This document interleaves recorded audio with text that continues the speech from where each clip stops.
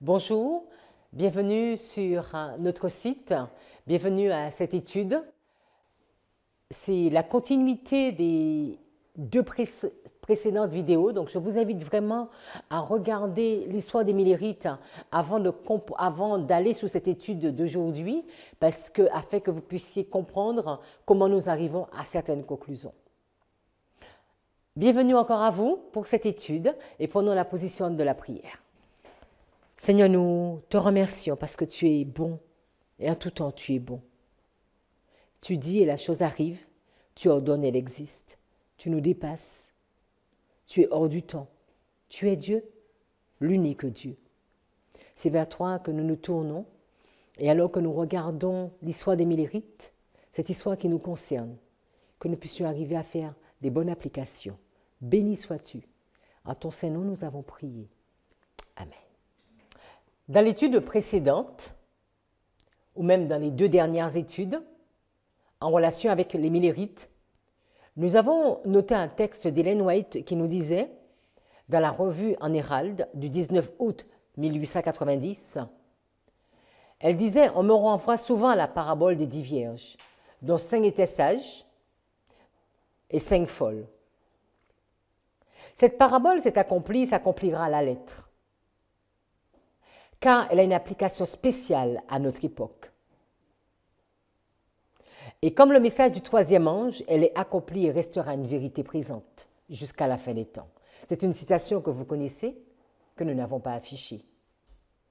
C'est une citation qui nous montre que jusqu'à la fin, nous aurons besoin de nous tourner vers l'histoire des Millérites.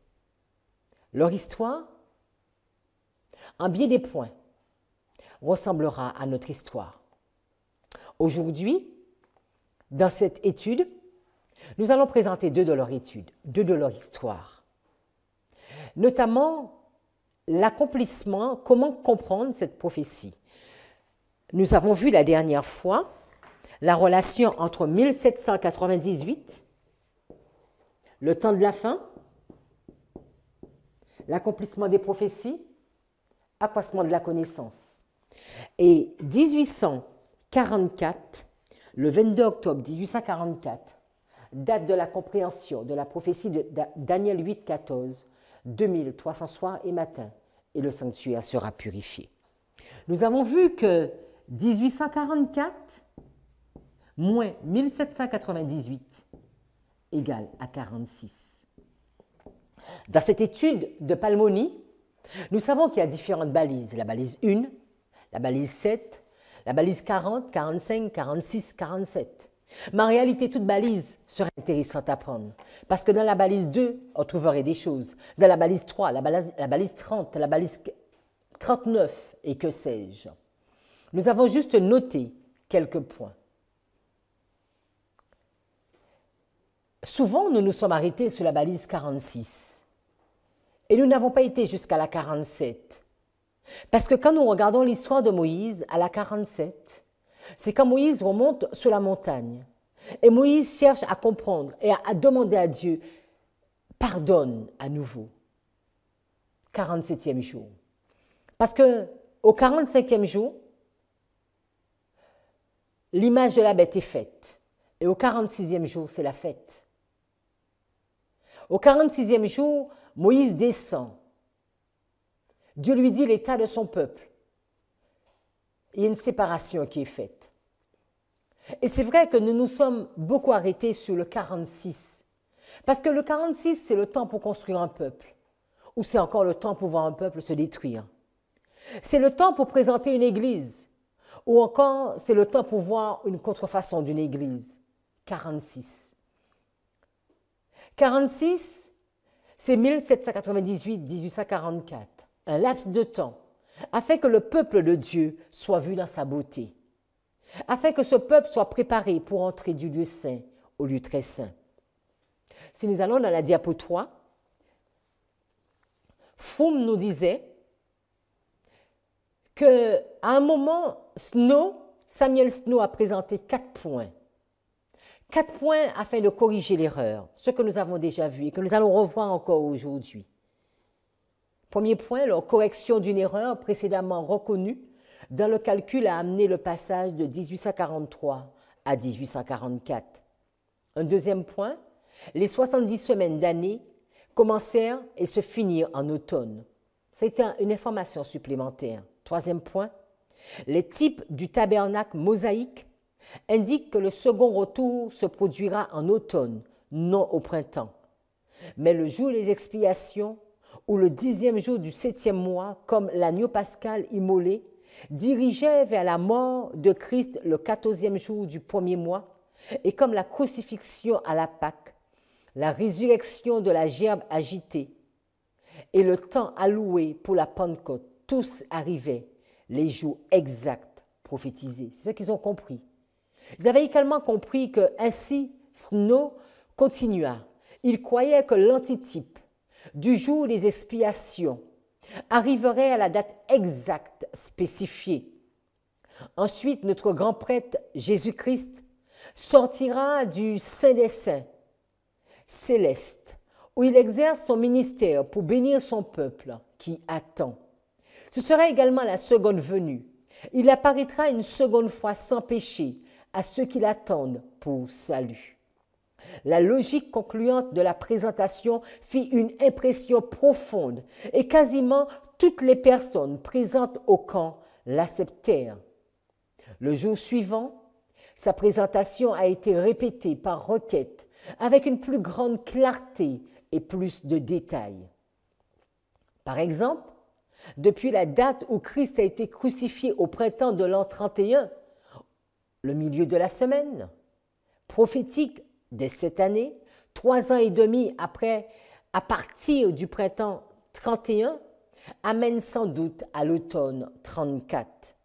Par conséquent, 1810 années restantes des 2300, calculées à partir d'automne 34, doit amener à l'automne 1844.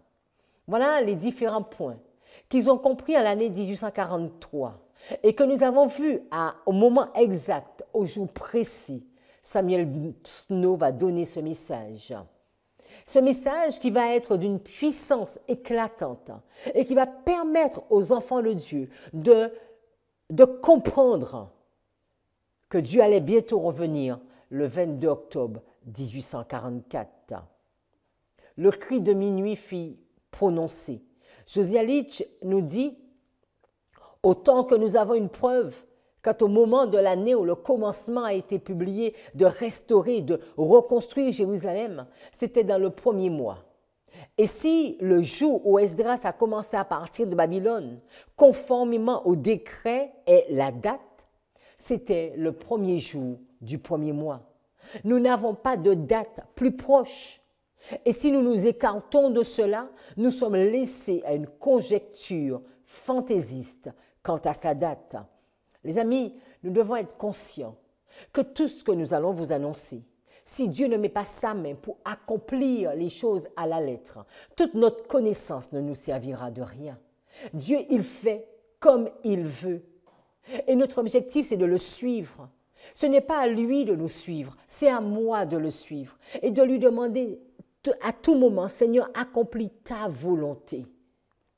Si nous regardons ce schéma où il y a quelques points, vous allez pouvoir voir l'année 677 avant Jésus-Christ, 457, l'an 4 de sa naissance, l'an 27 de son baptême, l'an 34, la fin des 70 semaines, l'année 538 où la papauté monte, en 1798 où la papauté tombe, l'année 1843 où ça a été corrigé à l'année 1844. Beaucoup d'informations, beaucoup de choses que nos pionniers comprenaient.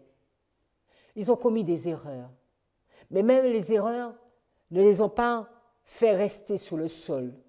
Au contraire, ils se sont levés. Nous aussi, nous commettons des erreurs. Et Christ nous conduit parfaitement. À travers nos erreurs, il nous apprend l'humilité. Il nous apprend parfois l'humiliation, afin que toute la gloire puisse revenir à lui seul.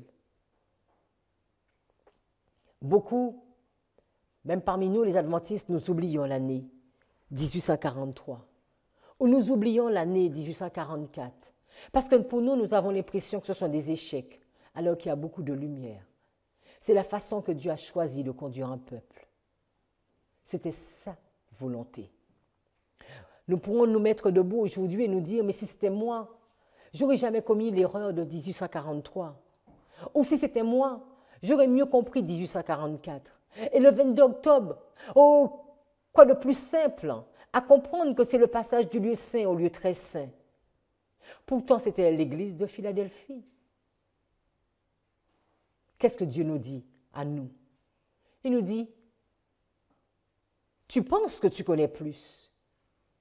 Tu penses que tu es dans l'exactitude la plus complète.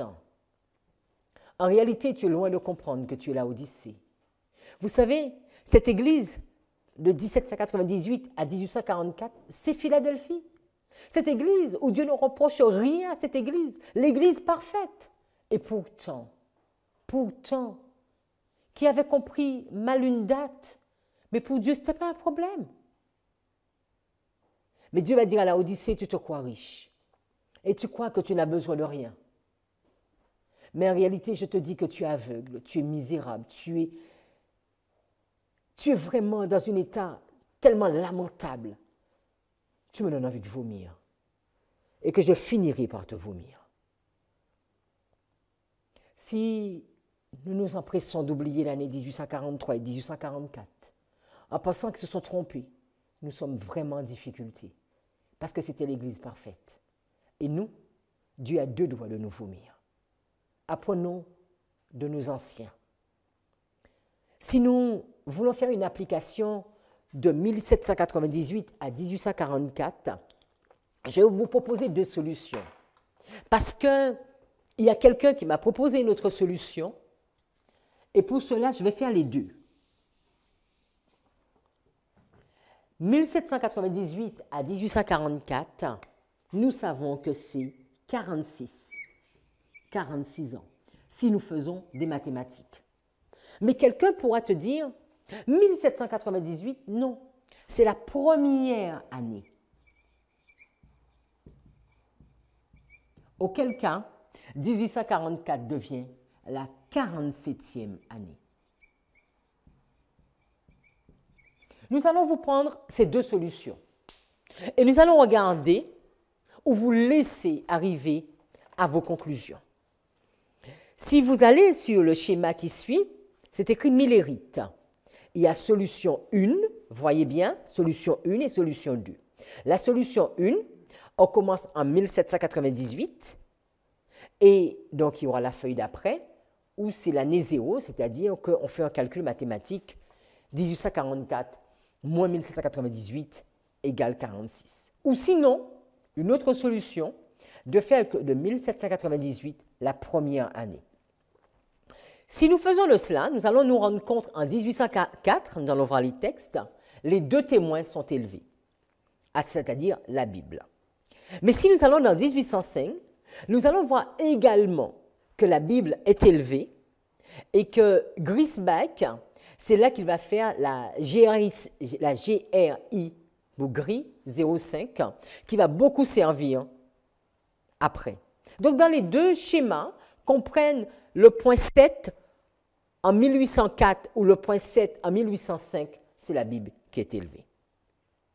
Si nous continuons, donc de 1822 à 1844, nous allons voir la première solution. La balise 40 correspond à 1838 et la balise 40 ou bien va correspondre à 1837. 1843 va correspondre à l'image de la bête et dans un autre sens, 1840, l'image de la bête va correspondre à 1842. Le 46, ce serait peut-être le point le plus important à noter de cette différence, c'est que le 46, comment nous le voyons, au 46, on peut avoir la loi du dimanche, le minuit ou le cri de minuit. À cette même balise, ces 3 points. Ou encore, on va se dire non, à la balise 46, tu auras seulement la loi du dimanche. Et à la balise 47, c'est à ce moment-là que tu auras le minuit, le cri de minuit et le FTG. Deux façons de voir. Quand nous regardons toutes ces balises, image de la bête, loi du dimanche, minuit, cri de minuit, la FTG, mes amis, je veux juste vous dire que ce sont des symboles. Nous savons jusqu'à ce jour que nous sommes encore malheureusement sur la planète Terre. Et puisque nous sommes encore sur la planète Terre, c'est que la porte de la grâce est encore ouverte. Donc quand je prends l'exemple, la FTG, c'est par rapport à tout ce qu'on vous a toujours montré, ce sont vraiment des symboles, d'accord? Et donc même dans l'histoire des Millérites, ils ont eu à vivre ces symboles, d'accord? Mais je ne suis pas en train de dire qu'en 1844, il y a eu la loi du dimanche et que depuis, alors ça veut dire que depuis toutes ces années, on n'a jamais travaillé le dimanche ou sinon, beaucoup d'entre nous ont été persécutés. Donc c'est vraiment l'image, d'accord? C'est vraiment les symboles par rapport au tableau que nous avons émis. Donc une fois que nous avons posé ceci, on va regarder la première solution. C'est-à-dire de 1798 à 1845, l'histoire des Millérites, les 46 ans, qui commencent en 1798 et qui se terminent à 45. Si nous regardons ici, nous allons voir que le 7e correspond à 1805. Alors, dans la diapo 11, revenons à Apocalypse 11, verset 1. Vous vous souvenez de ce roseau? On l'a vu déjà dans l'étude des 65 ans. En me donnant un roseau semblable à une verge, en disant « Lève-toi et mesure le temple de Dieu, l'autel et ceux qui y adorent. Mais le parvis extérieur du temple, laisse-le en dehors et ne le mesure pas, car il a été donné aux nations et elles fouleront au pied la ville sainte pendant 42 mois. Je donnerai à mes 2 témoins, vous vous souvenez, on a vu les 2 témoins tout à l'heure dans le tableau, je donnerai à mes 2 témoins le pouvoir de prophétiser revêtus de sac pendant 1260 jours. Dans les études précédentes, nous nous sommes arrêtés sur les 42 mois et les 1260. Nous avons vu que c'était la même période. Dans 2 Rois 21, verset 13, il nous est dit « J'étendrai sur Jérusalem le cordeau de Samarie et le niveau de la maison d'Akab. Et je nettoyerai Jérusalem comme un plat qu'on nettoie et qu'on renverse sans dessus-dessous après l'avoir nettoyé. » Ou encore dans Zacharie 2, 1 et 2, il est dit « Je levai les yeux et je regardai, et voici il y avait un homme tenant dans la main un cordeau pour mesurer. Je dis, où vas-tu? Et il me dit, je vais mesurer Jérusalem, pour voir de quelle largeur et de quelle longueur elle doit être. » Je veux juste attirer votre attention que d'une façon ou d'une autre, nous aussi, nous sommes mesurés. La balise 0, 1798, point de départ. Nous l'avons déjà vu, d'accord? C'est le temps de la fin, c'est l'augmentation de la connaissance, c'est l'accroissement de la connaissance d'une autre façon, c'est la réalisation prophétique, c'est le décèlement du livre. Il nous est dit, il lui fut donné le pouvoir d'agir pendant 42 mois. Le prophète agite, l'une de ses têtes fut comme blessée à mort. Et encore, si quelqu'un mène en captivité, il ira en captivité. Si quelqu'un tue par l'épée, il faut qu'il soit tué par l'épée. Les 42 mois sont identiques à la période d'un temps, des temps et les moitiés d'un temps. 3 années et demie aux 1260 jours de Daniel, et pendant lesquels la papauté devait opprimer le peuple de Dieu. Nous l'avons déjà dit dans les chapitres précédents, cette période a commencé avec la suprématie papale en l'an 538 de notre ère et s'est terminée en 1798. Là encore, qu'est-ce qu'on a fait? 1798 moins 538 égale 1260 années. C'est alors que le pape fut fait prisonnier par les troupes françaises et que la papauté reçut une blessure mortelle. Ainsi s'accomplit cette prophétie. Si quelqu'un mène en captivité, il ira en captivité. Nous sommes sur la balise 0, le point de départ. Si nous allons sur la balise 7, 1805. Alors, ce sont des textes que vous allez trouver beaucoup plus sur Internet. Il est dit, la renommée de Wisbach repose sur son travail de critique du Nouveau Testament, dans laquelle il inaugure une nouvelle époque. Son édition critique du Nouveau Testament paraît la première fois à Halle, en 3 volumes, dans les années 74 à 75 du XVIIIe siècle.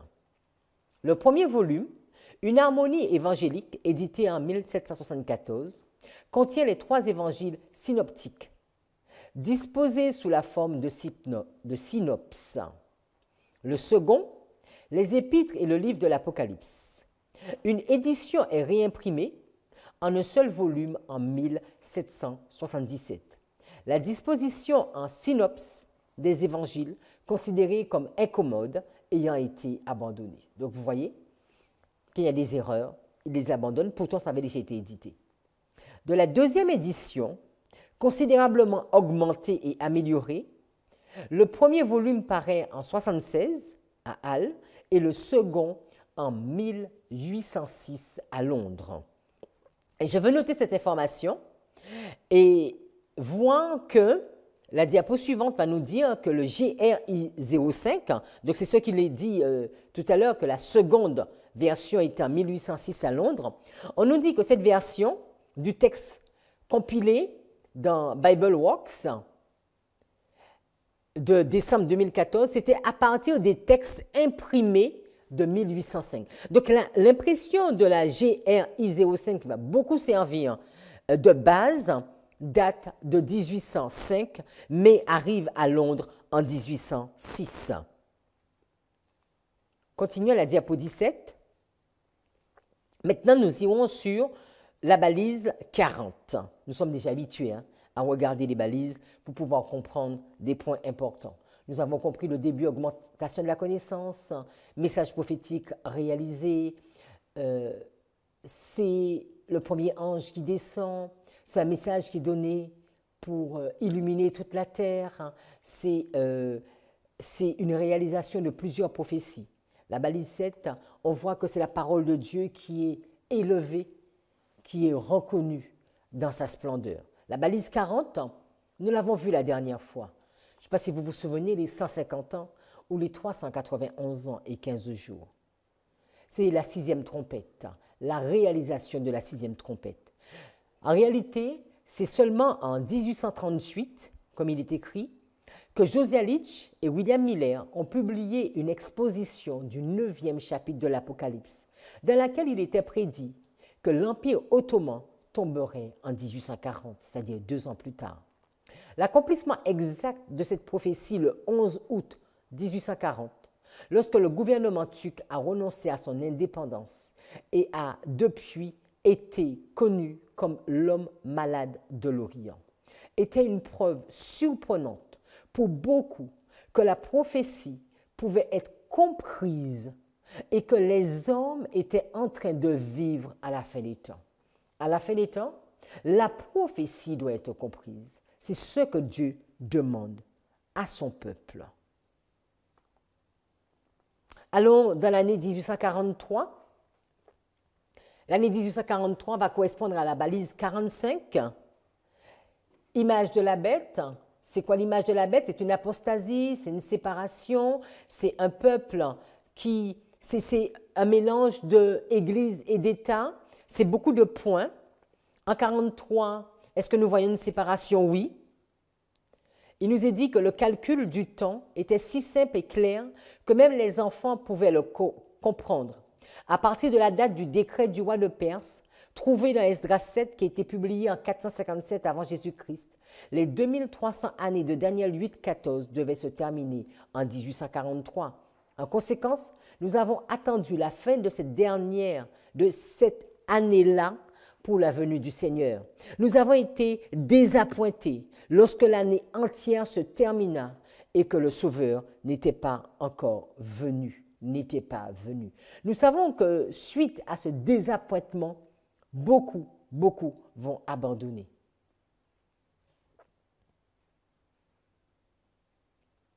Allons dans l'année 1844, c'est la balise 46. À minuit, un cri retentit. Voici l'époux vient, sortez à sa rencontre. Ensuite, toutes les vierges se levèrent et préparèrent leurs lampes. Nous avons déjà montré que le temps d'attente pour l'époux, par les périodes prophétiques, était de 6 mois. Commençant le 19 avril jusqu'au 22 octobre 1844. Le minuit de cette période sombre et insensée, c'est eux qui le disent, serait autour du 20 juillet. Samuel Snow donna le véritable cri de minuit au tabernacle à Boston. À cette époque, il a été reçu par les vierges dans une lumière différente de celle qu'elle avait été auparavant. Il dit qu'il avait essayé à ce que les gens puissent y croire avant, mais cela avait été sans effet, parce que la croyance générale, telle qu'elle avait été enseignée à partir de 1840, est que le cri de minuit englobait tout le sujet, remontant même à la Révolution française. Et certains étaient suffisamment âgés pour croire qu'il avait commencé à l'époque des apôtres. Mais maintenant, il a commencé à progresser rapidement.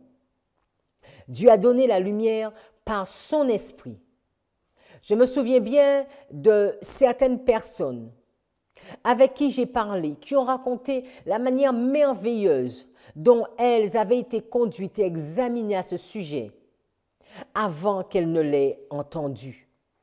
À minuit, à la mort de la nuit, de ce temps d'attente de l'époux, le cri a été poussé, ce qui a provoqué une grande agitation et l'excitation. Regardant avec un intérêt inégalé, à un moment défini, le 10e jour du 7e mois, un camp meeting s'est tenu à Concorde, quelque part vers le 1er août. Là, comme nous l'avons appris plus loin, le cri a résonné dans tout le camp. Le 12 août, un autre s'est tenu à Exeter. Sous ma route, quelque chose comme ce qui suit a semblé forcer de façon continue mon esprit. Vous allez recevoir une nouvelle lumière ici. Quelque chose qui donnerait un nouvel élan à l'œuvre. Combien de milliers de témoins vivants sont encore dispersés dans tout le pays et qui ont expérimenté la manifestation de la puissance de l'Esprit en appliquant à leur cœur les nombreux textes bibliques et spécialement l'exposé clair de la parole des 10 vierges. À cette rencontre, il y avait une lumière donnée et reçue là-bas, suffisamment sûre. Et à la fin de la réunion, les vallées de granit du New Hampshire ont retenti avec le cri puissant.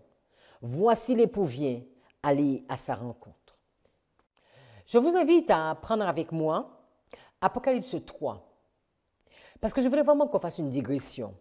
Prenez votre Bible, ce n'est pas un texte qui est affiché, parce que c'est vraiment, on a beaucoup de leçons à comprendre. Voilà un peuple, un groupe qui est persuadé que Dieu revient en 1843. Christ ne revient pas en 1843. Il faut comprendre que Christ revient en 1844. Christ ne revient pas en 1844. Et nous, aujourd'hui, à notre lecture, nous allons être un peu comme le monde en disant « Oh, ce sont des fantaisistes ».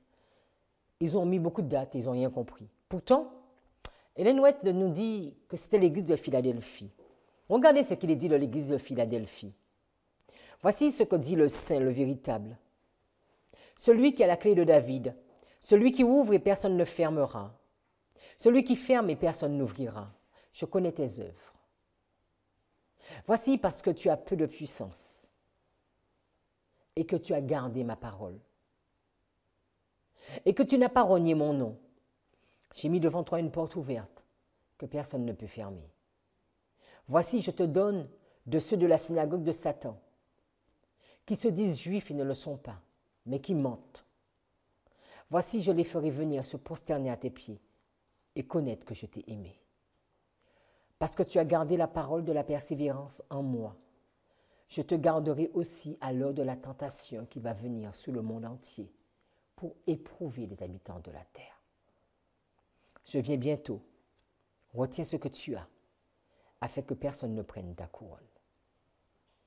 Voilà un très très beau texte, une très belle parole, de très belles paroles qui va être donnée à un peuple que parfois nous avons l'impression qu'ils se sont complètement trompés. Mais Dieu disait, je connais tes œuvres, je connais le fond même de ton être, je connais ta pensée la plus profonde. Et nous savons que Ellen White, quelques années plus tard, disait que nous sommes déjà à l'église de la Odyssée, à son temps même. puissions-nous être, nous à notre tour qui étudions, l'Église de Philadelphie. Même s'il y a parfois des choses que nous avons l'impression qui ne correspondent pas. Même quand parfois nous commettons des erreurs. Cherchons à être cette Église parfaite que Dieu connaît ses pensées. Dieu nous dit que les choses cachées sont à Dieu et les choses révélées sont à nous et à nos enfants. Nous ne connaissons que ce que Dieu a bien voulu nous révéler. C'est vrai que quand je vois l'histoire des Millérites, je me dis que c'est un peuple vraiment particulier. 46 ans pour construire une église aussi parfaite aux yeux de Dieu. Mais avec des hommes bien chancelants. Dieu va pouvoir dire à David, « Tu es l'homme selon mon cœur. » Pourtant, David a commis des péchés. J'aurais tellement souhaité que Dieu le dise de moi, « Tu es la femme selon mon cœur. » Et de le dise de chacun de vous, « Tu es la femme selon son cœur. Tu es l'homme selon son cœur. » À la diapo 21, il nous est dit, nous sommes toujours à la balise 46, le cri de minuit. Vous placez la venue du Seigneur trop loin. J'ai vu que la pluie de l'arrière-saison était venue aussi soudainement que le cri de minuit et avec 10 fois plus de puissance. Ce que je voulais noter dans ce texte, c'est que le cri de minuit était arrivé soudainement. On sait que ça arrive à la balise 46 ou pour certains à la balise 47. Mais que Dieu nous promet que la pluie de l'arrière-saison va arriver aussi pour nous. Nous sommes toujours à la balise 46, 1844. Un groupe continue à croire et à plaider pour ce sujet. Vous savez, après le désappointement, la déception, Ellen White va recevoir sa première vision. Elle a eu des songes avant, mais là, sa première vision. Hiram Henson, l'un de ce groupe, vivait dans le centre de New York, à Port Gibson. Il était le chef des Adventistes dans cette région. Les croyants se sont réunis chez lui le 22 octobre 1844 pour attendre la venue du Seigneur. Calmement et patiemment, ils attendirent le grand événement. Mais comme l'heure de minuit arriva et qu'ils réalisèrent que le jour de l'attente était passé, il devint clair que Jésus ne viendrait pas aussitôt qu'il l'avait pensé. Ce fut une période de déception amère, et ça on peut le comprendre. Aux petites heures du matin, Hiram Henson et quelques autres sont sortis dans la grange pour prier.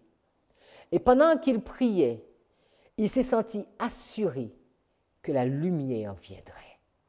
Ah, c'est superbe de vivre une expérience extraordinaire comme celle-ci. Si seulement le peuple de Dieu, nous pouvions vivre de telles expériences aujourd'hui. Être convaincus, même si nous nous trompons, que Dieu est là. Que Dieu est là. Nous pouvons être sûrs de beaucoup de choses et être loin de Dieu. La balise 45, toujours dans cette première solution, presque immédiatement après la déception du 22 octobre, de nombreux croyants et ministres qui s'étaient associés au message de l'Avent ont abandonné. Environ la moitié du groupe adventiste s'accrocha à sa confiance dans l'apparition prochaine du Christ sur les nuages du ciel. Mais alors que les jours se transformaient en semaines et que le Seigneur n'apparaissait pas, une division d'opinion se développa et ce groupe se divisa. Une partie numériquement importante prit la position que la prophétie ne s'était pas accomplie en 1844. Pourtant, les amis, l'église de Philadelphie, et qu'il devait y avoir une erreur dans le calcul des périodes prophétiques.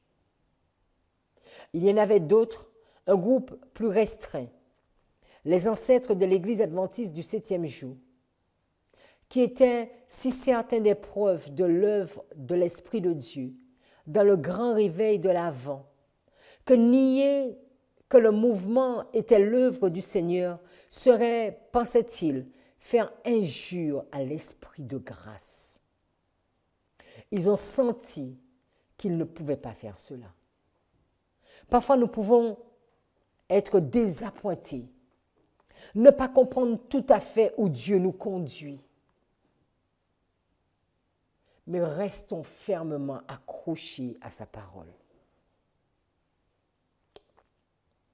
Il nous est dit qu'un très petit nombre de croyants pouvaient être identifiés avec ceux qui marchaient de l'avant dans la lumière. En 1846, il n'était guère qu'une cinquantaine. Les autres qui avaient perdu confiance dans l'accomplissement de la prophétie en 1844 étaient peut-être 30 000. Beaucoup d'échecs, les amis. Ils eurent une conférence en 1845 à Albany, à New York, du 29 avril au 1er mai, où ils révisèrent leur position. Ils prirent là la résolution de se séparer de ceux qui prétendaient avoir une illumination spéciale, de ceux qui enseignaient des fables judaïques ou établissaient de nouvelles preuves, parce qu'ils savaient que les preuves avaient été posées.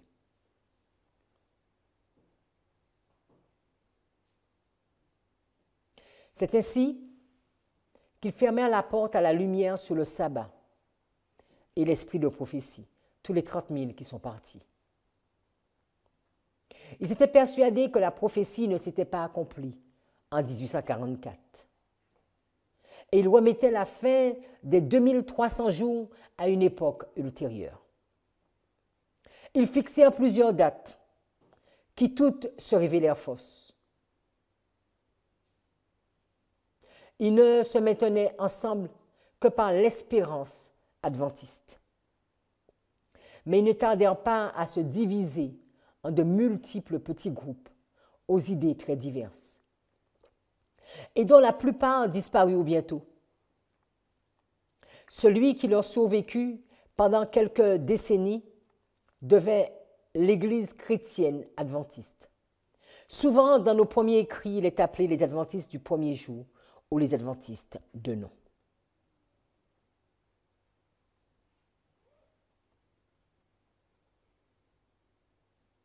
Allez avec moi allez avec moi à la diapo 27. Nous sommes toujours sous la balise 47.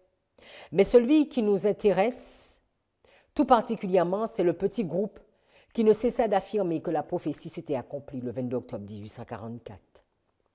Les croyants qui le composaient reçurent la lumière sur le sabbat et le sanctuaire, comme venant du ciel pour éclairer leur sentier.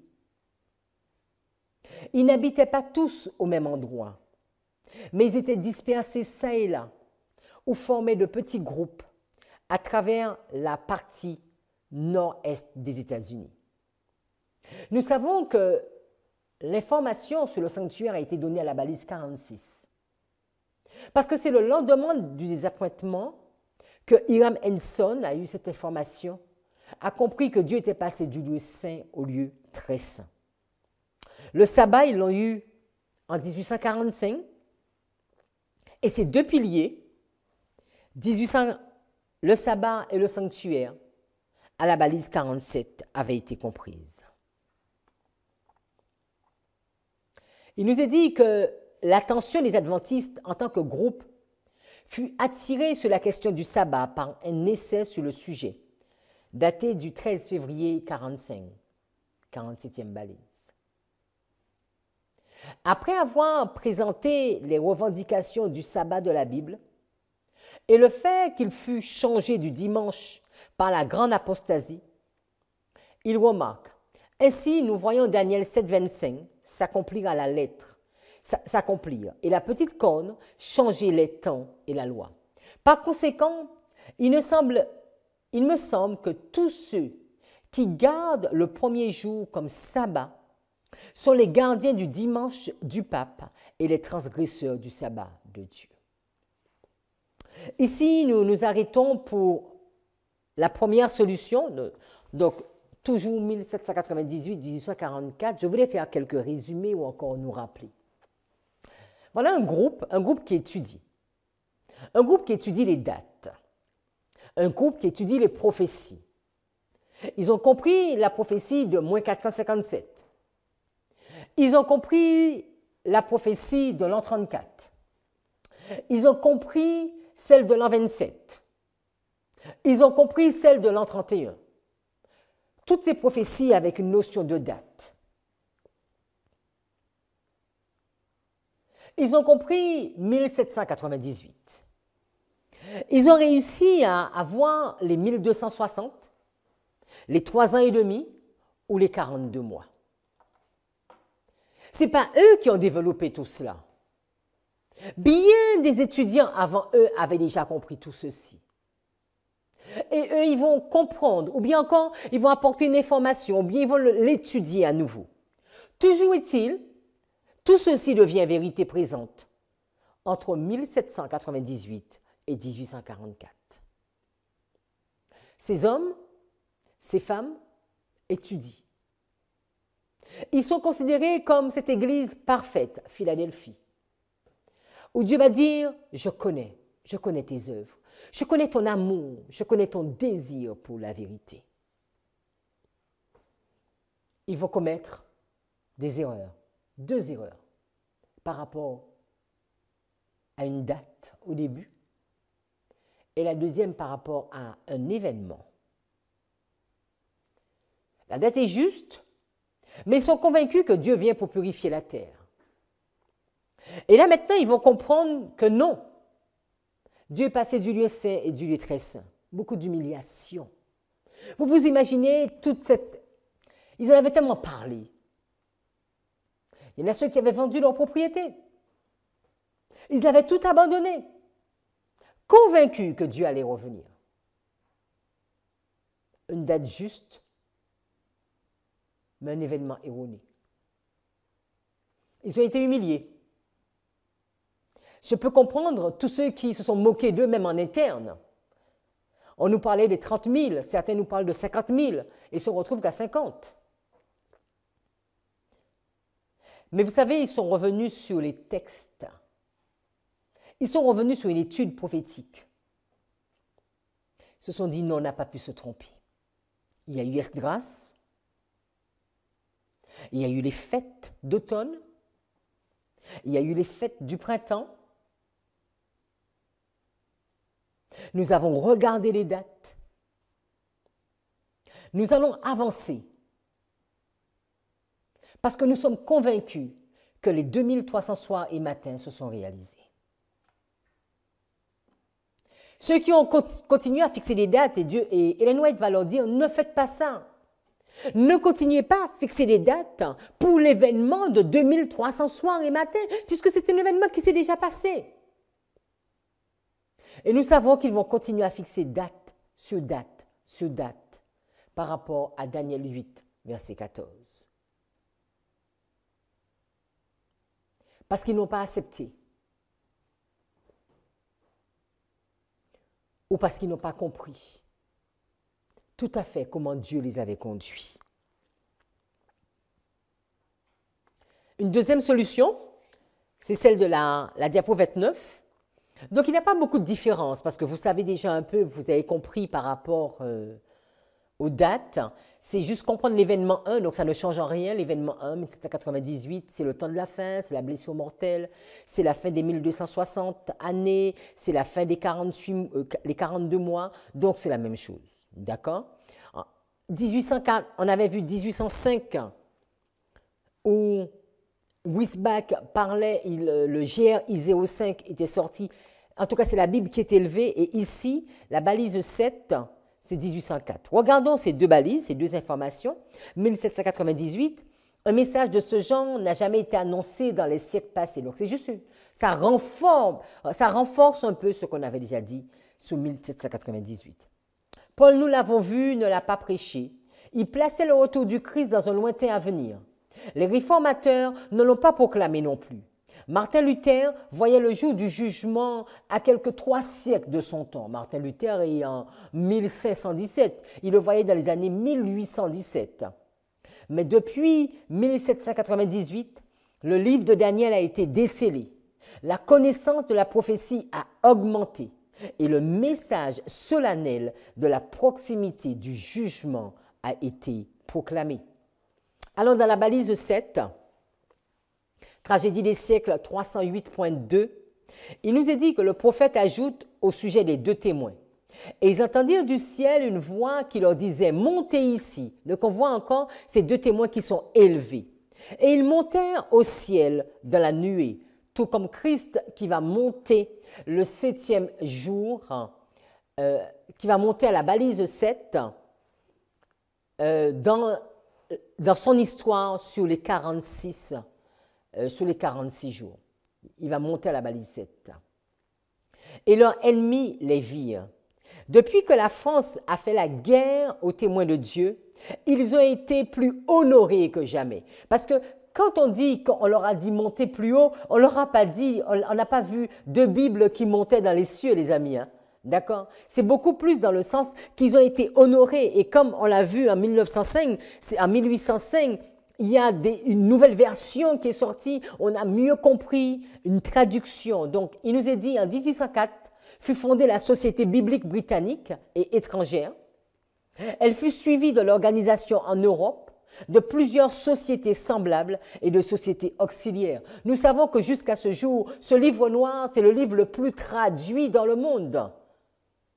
En 1816, avait lieu la fondation de la Société biblique américaine et en 1818, celle de la Société biblique protestante de Paris. Quand fut organisée la Société biblique britannique, les Saintes Écritures étaient imprimées en 50 langues.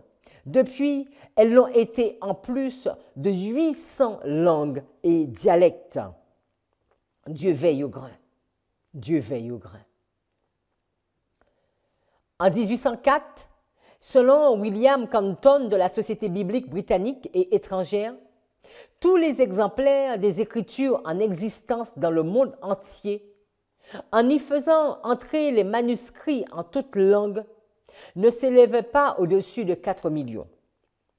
Les différentes langues représentées dans ces exemplaires, en comptant les langues mortes telles que le meso-gothique, excusez-moi pour la prononciation, l'ulfilas et l'anglo-saxon de Bède, étaient au nombre de 50 environ. 100 ans plus tard, donc nous sommes en 1904, à la fin de son premier centenaire, la Société biblique britannique et étrangère avait rapporté une distribution totale pour cette seule société de 186 680 101 exemplaires de Bible. Testament aux portions des Écritures. Ce total s'élevait en 1910 à plus de 220 millions. Et aujourd'hui, c'est un nombre exorbitant. Nous pouvons le regarder sur Internet. Ces deux témoins n'ont pas, même si on a voulu les recouvrir de sacs, n'ont pas cessé de faire passer un message. Si nous faisons quelques comparaisons, dans l'histoire de Christ, ou encore précisément allons un peu plus loin, dans l'histoire, montons un peu plus haut, dans l'histoire de Moïse, à la balise 46, Moïse reçoit les plans du sanctuaire. Dans l'histoire des Millérites, nous pouvons comprendre qu'à la balise 46, il reçoit le message du sanctuaire, Christ qui passe du lieu saint au lieu très saint. Dans les 46 ans des Millérites, nous voyons une partie de groupe qui reste dans le lieu saint, alors qu'une partie passe dans le lieu très saint. Dans l'histoire de Moïse, à la fin des 46 jours, Dieu donne l'étape de la loi. Dans l'histoire des Millérites, l'année suivante, à la fin des 46 jours,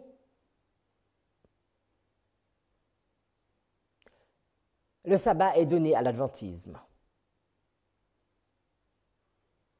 Certains pensent que depuis 44, le sabbat commençait déjà à être prêché.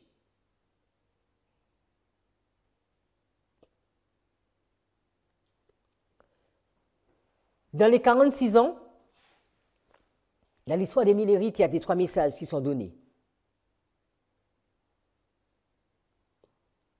Ils cherchent un peuple. Dieu cherche des hommes et des femmes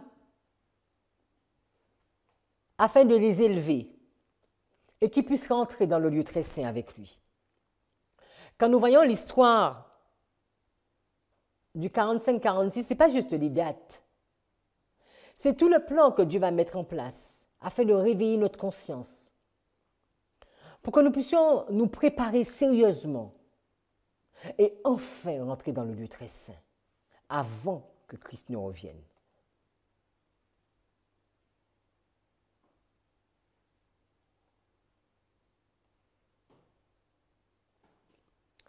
Si nous regardons la deuxième solution, alors la balise 40 sera en 1837. J'ai rien trouvé pour, mais il pourrait y avoir quelque chose. Avec les deux solutions que nous proposons, il n'y a pas beaucoup de différence. Nous avons vu dans la première solution que le point 45, c'est-à-dire, je vous présente, c'est-à-dire que le point 45, la balise 45, en fonction de comment vous allez prendre les nombres, vous allez pouvoir le faire correspondre à l'année 1842 ou à l'année 1843. D'accord? Si vous le faites correspondre à l'année 1843, on se rend compte qu'à l'année 1843, c'est à ce moment-là qu'il y a une erreur, qu'ils ne comprennent pas, qu'il y a une correction qui est faite du message et qu'il y a une séparation au sein des églises. Si nous disons que nous comptons en quantième, ça va correspondre à l'année 1842. En 1842, ce sont les 2 quarts qui sont donnés, mais il y a des églises protestantes qui commencent à fermer leurs portes à ce message. Donc, aussi bien en 42 ou en 43, nous voyons une séparation, 2 groupes qui se fait. Alors, la balise 45, si nous comptons en quantième, on va se dire que c'est l'année 42. Si nous faisons un calcul mathématique en faisant une différence, on ne compte pas les yèmes, on se dit 1844 moins 1798, on sera la balise 43 pour la 45e année, la balise 45. Si j'ajoute 1, je suis à 1843. Et si j'ajoute 1, je suis à 1844. Alors, qu'est-ce qu'on va dire? Certains vont se dire, en 1800, à la balise 46, donc maintenant je vais regarder la balise. En 1844, qu'est-ce qu'on avait? En 1844, déjà la balise 46, c'est la loi du dimanche. Donc, on met 46, loi du dimanche. Et je vais regarder l'histoire des Millérites. Qu'est-ce que les Millérites ont eu en 44? Ils ont eu un minuit, ils ont eu un cri de minuit, ils ont eu le sanctuaire, ils ont eu le don de prophétie, Ellen White qui a sa première vision. Donc je vais mettre tout ceci ici. Mais si je dis que la balise 46, c'est l'année 1843, à ce moment-là, je vais mettre l'erreur, je vais mettre la correction et je vais mettre la séparation. Alors, je continue. Ici, on va passer à la 47. Donc, 1843 plus 1, ça me fait 1844. 1844 plus 1, 1845. Et là, je vais mettre qu'à la balise 47 ici, mais c'est la loi, ce sera minuit, le cri de minuit, le sanctuaire, la prophétie. Parce que, et à la balise 45, à la balise toujours 47, excusez-moi, je reprends clairement. La balise 47, soit on se dit c'est 1844 ou c'est 1845. Si on veut dire que c'est 1844, on va se dire que dans la balise 47, on verra le minuit, on verra le cri de minuit, on verra la notion du sanctuaire, et la prophétie. Et si on se dit que la balise 47 correspond à 1845, à ce moment-là, on verra une grande séparation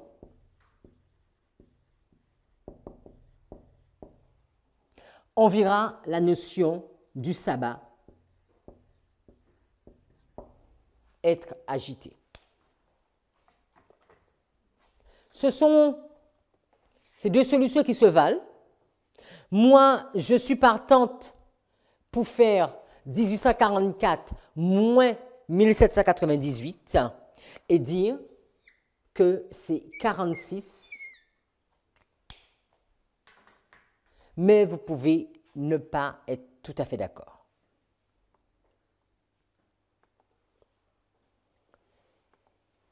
Nous allons conclure avec un dernier texte qui se trouve dans la diapo 35.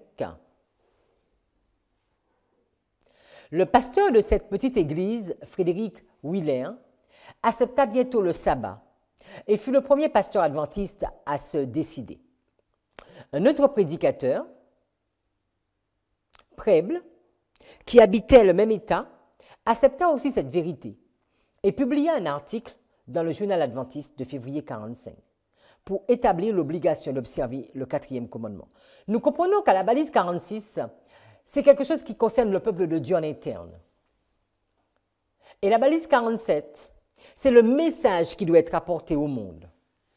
Et ce message qui va être apporté au monde, c'est un message sur la validité et l'importance du sabbat. Joseph Bates, un pasteur adventiste influent, résidant à Massachusetts, lut cet article et fut convaincu peu de temps après. Bates se rendit à Washington pour étudier avec les adventistes cette vérité nouvellement découverte. De retour chez lui, plus convaincu que jamais, il décida de publier une brochure pour expliquer l'obligation d'observer ce commandement.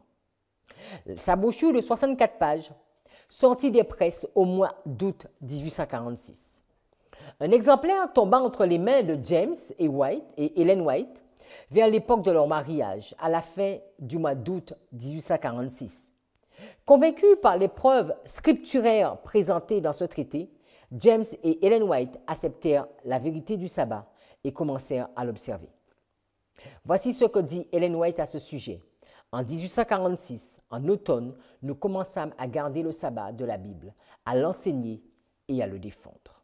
Donc on voit que c'est quelque chose qui était là depuis février 1945. Donc vous imaginez que si il a été dans un journal en février 1945, c'est pour dire qu'il était déjà là avant. Tout ceci, nous comprenons à quel point que Dieu a conduit parfaitement son équipe. Et tous ceux qui lui ont fait confiance sont restés accrochés à Dieu. Parfois, ils n'avaient pas les mêmes visions. C'est pour cela que ça ne me dérange pas d'avoir deux visions différentes. Mais puissions-nous nous préparer à comprendre le temps de notre visitation et à être transformés complètement de gloire en gloire. Ayons devant nous l'exemple de ces millérites qui étudiaient ensemble. Il nous est dit que quand Joseph Bates il a entendu parler de cela, il a fait tout un parcours pour aller rencontrer les autres et pour étudier afin de comprendre est-ce que cela tient. Mes amis, nous tiendrons seulement si nous étudions.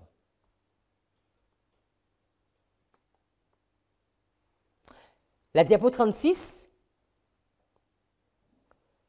nous avons mis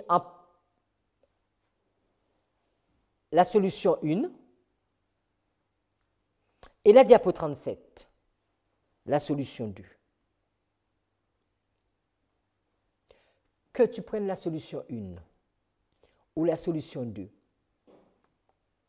il est indispensable de comprendre qu'à la balise 47, il y a une porte qui se ferme. Prions.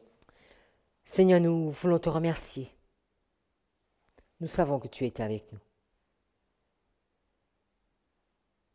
Nous voulons te dire merci parce que tu as une façon particulière de nous conduire. Tu vois nos cœurs. Tu vois notre désir de te faire plaisir. Alors béni sois-tu.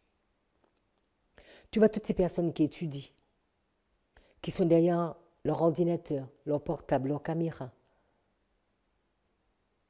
S'ils passent tout ce temps, Seigneur, à arrêter la vidéo, à l'écouter, à la reprendre, c'est parce qu'eux aussi veulent comprendre. Visite-les, Seigneur. Visite ton peuple.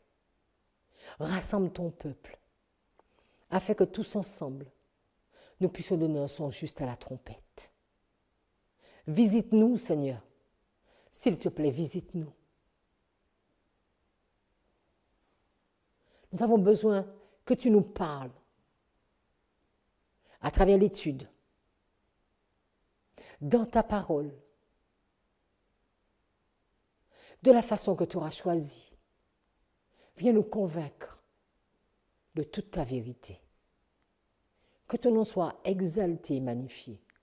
En ton Saint-Nom, nous avons prié, Jésus. Amen.